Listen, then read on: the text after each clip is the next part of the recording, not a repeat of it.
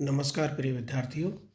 मैं doctor Ghanshyam Bairwa, associate professor Sanskrit, doctor Bhimrao Ambedkar, government college Shri Ganganagar, Rajasthan. पिछले व्याख्यान में आपको मैंने भरत मुनि द्वारा प्रदर्शित रस सूत्र की व्याख्या करवाई थी, जिसमें दो विद्वानों ने रस सूत्र की व्याख्या की। पहले थे भट्टलोल्लट और दूसरे थे श्री शंकुक। उसी क्रम में मम्मट ने अपने काव्य प्रकाश में कुल 4 विद्वानों के द्वारा रस सूत्र की व्याख्या को प्रदर्शित किया है। पहला भट्टलोल्लट, दूसरा श्री शंकुक और तीसरा भट्टनायक। भट्टनायक का जो सिद्धांत है वो भुक्तिवाद के नाम से प्रसिद्ध है, और ये भुक्तिवाद का जो सिद्धांत इन्होंने दिया है ये भरत मुनि के रस सूत्र विभाव अनुभाव संयोगाद रसायन निष्पत्ति की सिद्धि के लिए दिया है। मैं पूर्व में भी बता चुका हूँ कि भरत मुनि का ये जो रस सूत्र है इसमें 2 शब्द वाक्य हैं, एक तो संयोगात और एक निष्पत्ति।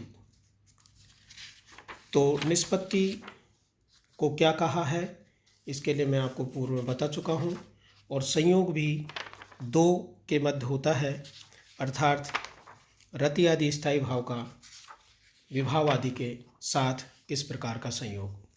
तो भट्टनायक का भुक्तिवाद देखिए, न तो तटस्थ अर्थात उदासीन नट तथा नायक के संबंध से न ही आत्मगत रूप से अर्थात सामाजिक में रस की प्रतीति होती है, न उत्पत्ति होती है। यहाँ पर भट्टनायक अपने से पूर्व में जो 2 विद्वानों ने, 2 काव्यशास्त्रियों ने रस सूत्र की व्याख्या की है उनका खंडन कर रहे हैं कि न तो रस की प्रतीति होती है अर्थात अनुमिति होती है, और न ही रस की उत्पत्ति होती है। क्यों नहीं होती?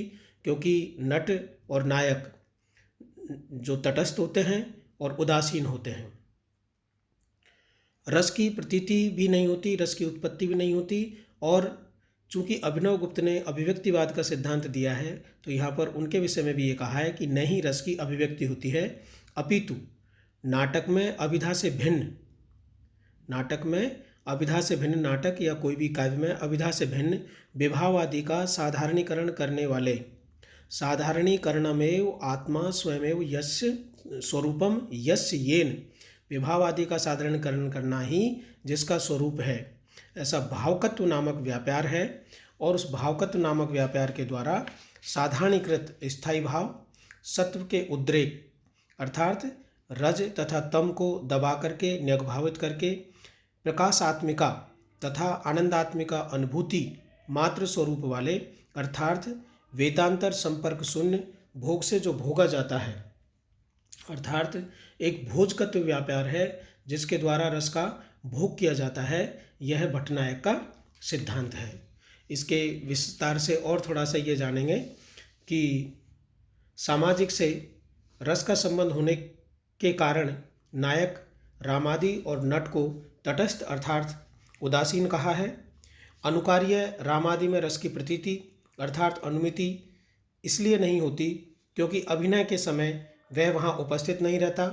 अनुकर्ता नट में इसलिए नहीं होती क्योंकि वह भी तटस्थ है तथा वहाँ विभावादि कल्पित है। सामाजिक द्वारा रस प्रतीति इसलिए नहीं होती क्योंकि विभावादि का सामाजिक के साथ कोई साक्षात संबंध नहीं होता, जैसा कि शंकुक ने माना है, परंतु अनुमान द्वारा असत वस्तु का ज्ञान संभव न होने से उक्त में अनुमिति या प्रतीति नहीं होती। भरत मुनि के रस सूत्र की जो तृतीय व्याख्याकार है ये भट्टनायक है। इनके अनुसार विभावादि द्वारा जो ये संयोगात शब्द दिया है भरत मुनि के रस सूत्र में, उसका इन्होंने कहा है भोजक संबंध से सामाजिक के द्वारा रस की निष्पत्ति के स्थान पर इन्होंने दिया है भुक्ति, अर्थात सामाजिक द्वारा रस का भोग या आस्वादन किया जाता है, भोग या आस्वादन किया जाता है। इसलिए सांख्य सिद्धांत पर आधारित होने के कारण इसे रस भुक्तिवाद कहा गया है। और भी थोड़ा सा विस्तार से देख सकते हैं। भट्टलोल्लट के अनुसार उत्पत्ति मानी गई है, वह इसलिए नहीं हो सकती क्योंकि राम सीता आदि विभाव आदि वहाँ वास्तविक नहीं है, इसलिए अवास्तविक विभाव के द्वारा रति आदि स्थायी भाव कैसे उत्पन्न हो सकता है। साथ ही सामाजिक का विभाव आदि के साथ संबंध नहीं होने से उसमें उत्पत्ति भी नहीं हो सकती। स्थायी भाव रूप रस की अभिव्यक्ति तटस्थ नट आदि में सामाजिक में इसलिए नहीं हो सकती क्योंकि रस वहाँ पहले से विद्यमान नहीं है, जबकि जिस वस्तु की अभिव्यक्ति होती है उसकी सत्ता पूर्व से विद्यमान रहती है। इसलिए अभिनवगुप्त ने सामाजिक में जो रसाभिव्यक्ति मानी है वह भी उचित नहीं है। रस की तो अनुभूति की जाती है, अतः भट्टनायक ने अनुकार्य रामादि, अनुकर्ता नट तथा सामाजिक में न तो रस की प्रतीति मानी है, न उत्पत्ति मानी है और न अभिव्यक्ति मानी है।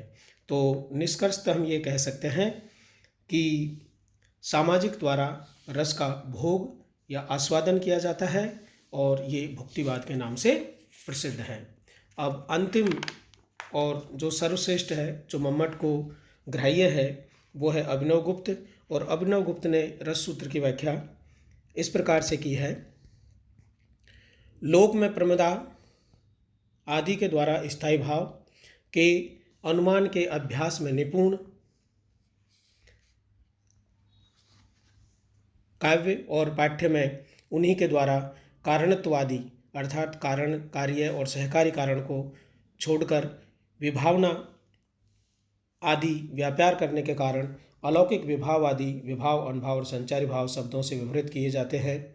ये मेरे हैं, ये शत्रु के हैं, ये तटस्थ के ही हैं, ये मेरे नहीं हैं, ये शत्रु के नहीं हैं, ये तटस्थ के भी नहीं हैं। इस प्रकार के संबंध विशेष को स्वीकार और निषेध के नियम के निश्चय न होने से साधारण रूप से प्रतीत होने वाले से अभिव्यक्त तथा सामाजिकों में वासना रूप में स्थित रत्यादि स्थायी भाव नियत प्रमाता के रूप में स्थित होने पर भी साधारण उपायों के बल से उसी समय परिमित प्रमातृभाव से नष्ट हो जाने के कारण वेदांतर के संपर्क शून्य अपरिमित प्रमातृभाव जिसका प्रमाता के द्वारा समस्त सहृदय जनों में समान रूप से युक्त साधारण रूप से अपने आकार के समान अभिन्न रूप से अनुभूत होता हुआ आस्वाद मात्र स्वरूप वाला चर्वमाणता एव प्राण है, यश विभाव आदि की स्थिति पर्यंत रहने वाला पानक रस न्याय से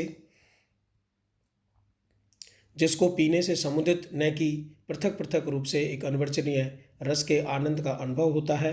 आस्वादमान चर्वमाण सामने प्रस्फुटित होता हुआ सा, हृदय में प्रवेश करता हुआ सा, समस्त अंगों में व्याप्त होकर आलिंगन करता हुआ सा, अन्य सबको तिरोहित करता हुआ सा, ब्रह्मानंद के समान परमानंद का अनुभव कराता हुआ सा अलौकिक चमत्कार रस कहा जाता है।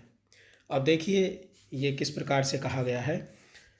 तो जितनी भी व्याख्या की है भरत मुनि के रस सूत्र की, उसमें सर्वमान्य जो है वो आचार्य अभिनवगुप्ती हैं और पूर्व के व्याख्याकारों ने न्यूनताओं का परित्याग कर तथा भट्टनायक की विभावादि की साधारणीकरण प्रक्रिया को ग्रहण कर रसाभिव्यक्तिवाद या रस व्यक्तिवाद नाम से अपना रस सिद्धांत प्रस्तुत किया है।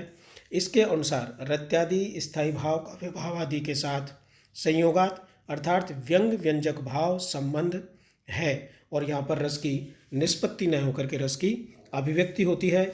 और ये व्यंजनावादी आचार्य है, अलंकारिक आचार्य है। और इस प्रकार से इन्होंने थोड़ा सा विस्तार से देखेंगे। सहृदय सामाजिक हृदय में रत्यादि स्थायी भाव वासना संस्कार रूप में पूर्व में विद्यमान रहते हैं। इसलिए लोक में प्रमदा उद्यान कटाक्ष आदि द्वारा जिन्हें रत्यादि भाव के अनुमान में निपुणता प्राप्त कर ली है वे ही सहृदय सामाजिक काव्य नाट्य से रसास्वादन कर सकते हैं, किंतु जिनके संस्कार विविध कारणों से नष्ट हो जाते हैं वे विरक्त जन रसास्वादन नहीं कर सकते। आप समझ गए होंगे यहाँ पर इस प्रकार से कि सहृदय सामाजिक को ही रसानुभूति होती है, विरक्त जन को रसानुभूति नहीं होगी। ये संक्षेप में मैं आपको इस प्रकार से और बता देता हूँ कि लोक में प्रमदा उद्यान कटाक्ष तथा निर्वेद आदि रत्यादि स्थायी भाव के कारण कार्य तथा सहकारी कारण ही काव्य और नाटक में काव्य की अलौकिक अभिव्यंजना शक्ति द्वारा कारणत्व आदि को त्याग कर विभाव, अनुभाव तथा संचारी भाव के नामों से कहे जाते हैं। ये मैंने पूर्व में आपको भली भांति समझा दिया था। इनका विभावादि नाम भी विभावन व्यापार के द्वारा ही हुआ है।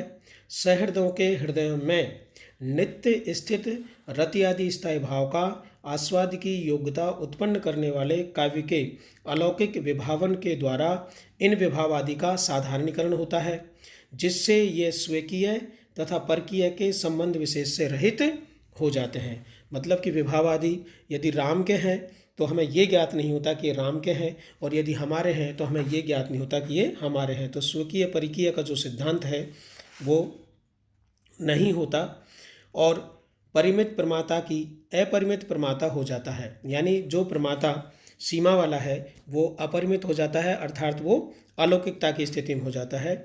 ऐसी स्थिति में पानक रस न्याय का एक सिद्धांत है। पानक रस न्याय में क्या होता है कि समुदित रूप से विभाव, अनुभाव, संचारी भाव द्वारा संचारणीकृत स्थायी भाव से। अब पानक रस क्या है?